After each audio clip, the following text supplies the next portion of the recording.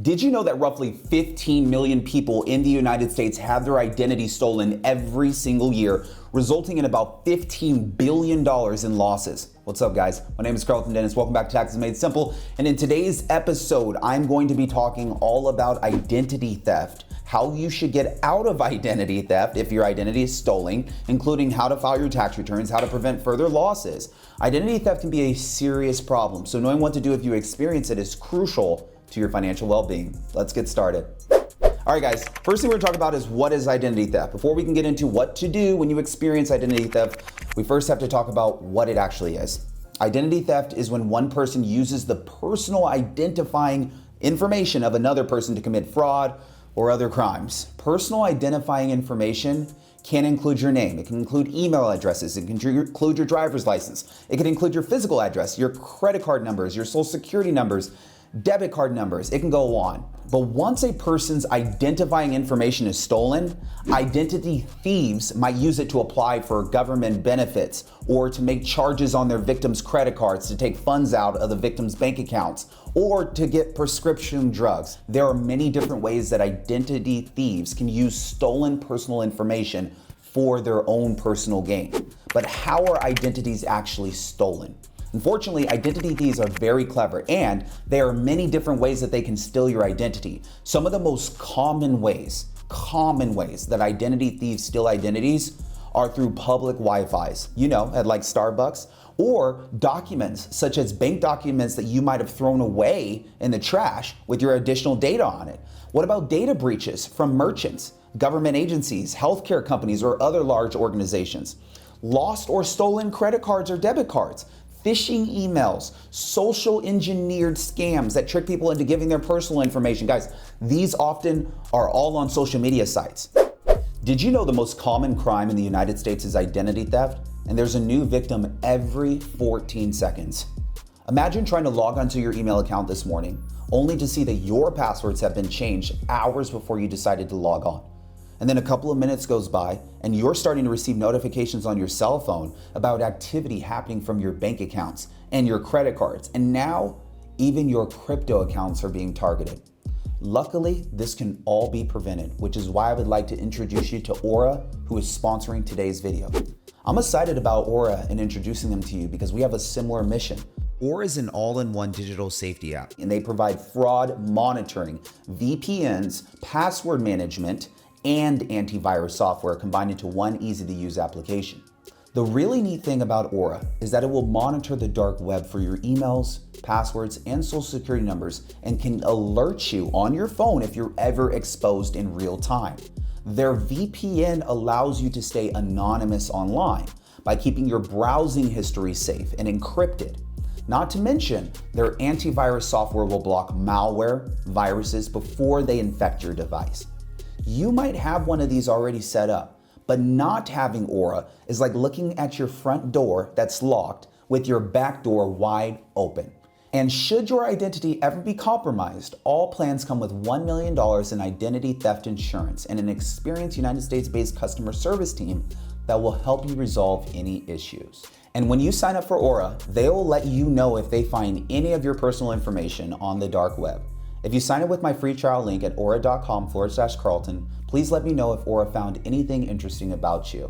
Thank you so much, Aura, for sponsoring this video. All right, guys, let's talk about public Wi-Fi for a second, because a lot of people don't understand the risk of using public Wi-Fi.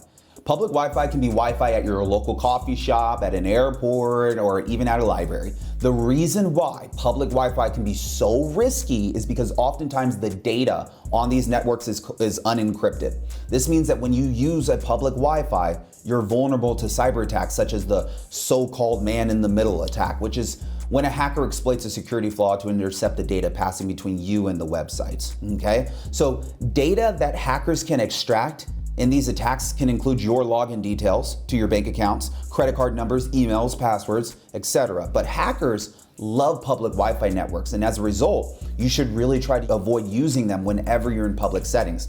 If you have no choice but to use a public Wi-Fi network, then be sure to use what's called a VPN, a virtual private network. This protects all of your data. VPNs are tools that will encrypt your data, hide your IP address, and it makes it infinitely safer for you to use a public Wi-Fi network.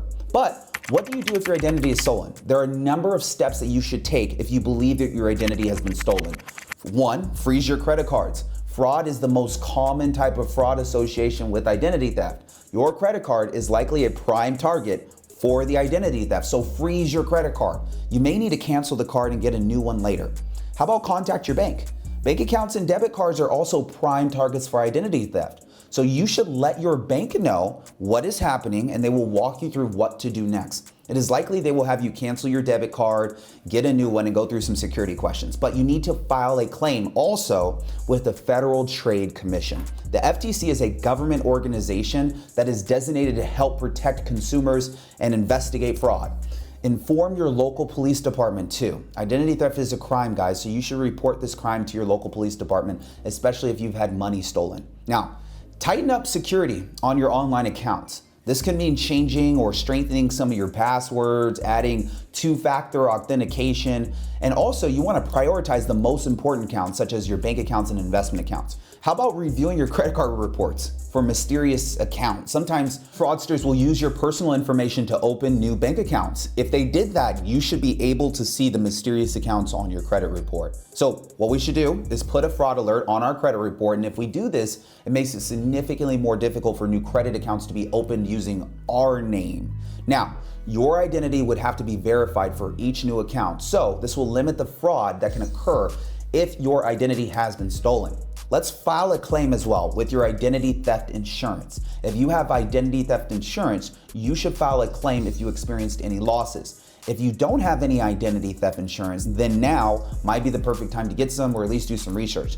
But how do you file taxes though? If you've had identity theft, your identity's been stolen. Unfortunately, sometimes scammers will use your personal information to file fake tax returns or duplicate your social security number or otherwise try to defraud the government in your name. So sometimes you might only discover this after the IRS has contacted you informing you of a fraudulent activity. If the IRS suspects that there has been a fraudulent activity regarding your tax return, it might send you a Form 5071C asking you to verify your identity. If it turns out that someone has filed a fake tax return with your information before you file your tax returns, then your tax returns will be rejected by the IRS. This is because the IRS automatically rejects the second tax return for a given social security number from a taxpayer, which means that you need to know that there is a specific form that you should file if you believe that your identity has been stolen and there might be some sort of fraud associated with your taxes. This form is Form 14039. Filing this form alerts the IRS that there is fraud happening with your taxes. You can file this form along with your tax returns. When you send in the form, you should also include a copy of your social security card and your driver's license. This will help the IRS to verify your identity. The IRS might also require you to provide additional supporting documents such as your tax return from the previous year and W-2s, maybe even some 1099s, some Schedule A's or some Schedule C's if you had filed these forms previously. But what happens after you file Form 14039?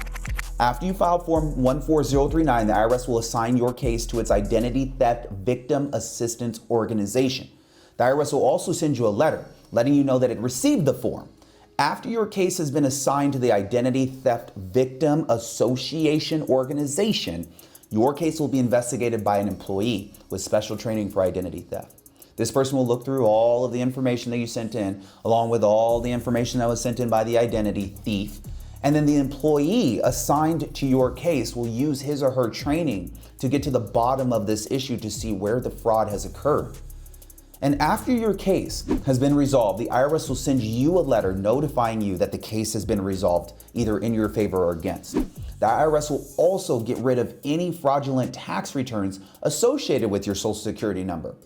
Furthermore, if you have not received a refund that you are entitled to, the IRS will pay you for it. The IRS aims for this process to take less than 120 days. However, in some circumstances, it could take longer than that. And with the COVID-19 pandemic, the IRS has been delayed. The response time has been considerably slow, but you can expect it to take around 4 to 7 months. Now, here's a summary of everything that I want you to know as the key points of this video.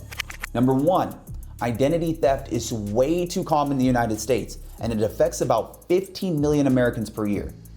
There are many different ways that identity theft occurs, including through public Wi-Fi networks, email phishing scams, data breaches, and lost or stolen credit cards. Number 3, if you have become a victim of identity theft, you should at a minimum do the following. Freeze your credit cards, contact your bank, inform them of the situation, tighten up your security on all your online accounts, make a FTC report, and review your credit card reports from mysterious accounts. Number 4, if you've had identity stolen, it could affect your taxes. If you think your taxes might be affected by identity theft, then you should file Form 14039 to let the IRS know about the fraudulent activity that has occurred. To conclude, no one wants to deal with identity theft. I do have that happen sometimes by my clients. It can be a nightmare because not only can you have money stolen directly out of your bank accounts or have money spent on your credit card that you didn't authorize, you can also have people try to steal your tax refunds or obtain government benefits using your name. Hopefully this never happens to you. But the good news is that if you do have your identity stolen and if someone tries to steal your tax refund, then you can at least file a Form 14039 to sort out the tax issues. If you want to be extra protected from identity theft, then you should strongly consider getting an identity theft insurance policy as well as looking into Aura. Thank you guys for watching this video. I hope you enjoyed it. If you're somebody that's looking to build your wealth strategically, then feel free to get the tax-free living bundle below. I look forward to seeing you guys on the next video. Cheers.